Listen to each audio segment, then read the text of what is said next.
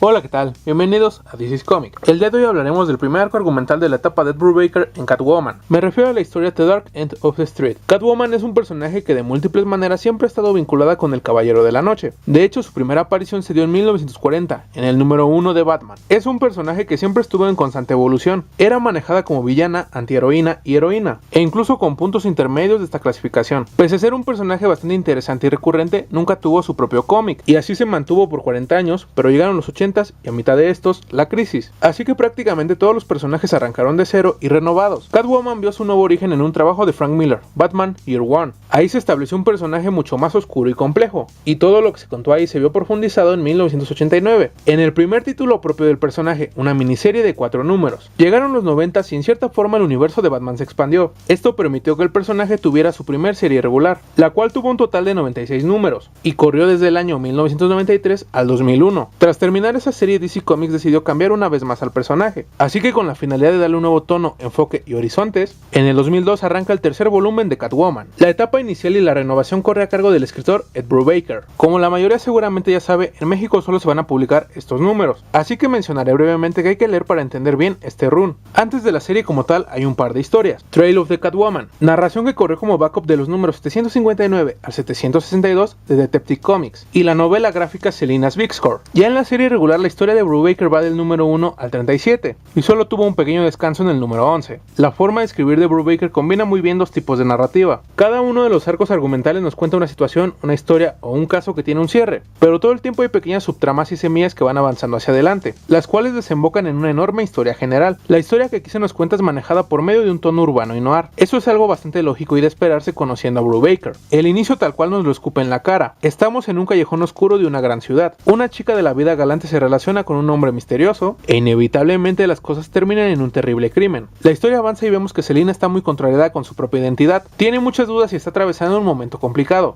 Sin embargo, su traje de Catwoman y la ciudad le llaman. Así rápidamente ella se ve involucrada de forma directa con el caso de este asesino. A lo largo de la historia veremos cómo resuelve esta situación, a la vez que múltiples elementos tanto personales como de su vida de Catwoman la van rodeando y vemos cómo responde ante ellos. Después de leer la historia completa es fácil darse cuenta de la estructura que tiene. En pocas palabras es una clásica historia de un detective, solo que intercambiamos al detective o policía por Catwoman y metemos algunos elementos inusuales por la ciudad y el mundo donde se encuentran. De ahí en fuera la investigación e incluso la resolución tiene un camino bastante conocido. Sin embargo, afortunadamente esto no provoca que la historia sea aburrida o predecible. Todos esos detalles y referencias al género son muy agradables. En aquellos años Ed Brubaker estaba manejando varias historias de Batman. Como ejemplos tenemos Bruce Wayne Murderer, Bruce Wayne Fugitive, War Games y Batman Gotham Noir. Su estilo encaja perfecto para este tipo de historias. Sabe manejar perfectamente estos ambientes urbanos, oscuros y fríos. Con Catwoman establece una ciudad muy interesante, en donde ocasionalmente vemos toques del género superheroico, pero evade todo eso y se va mucho más a ras de suelo.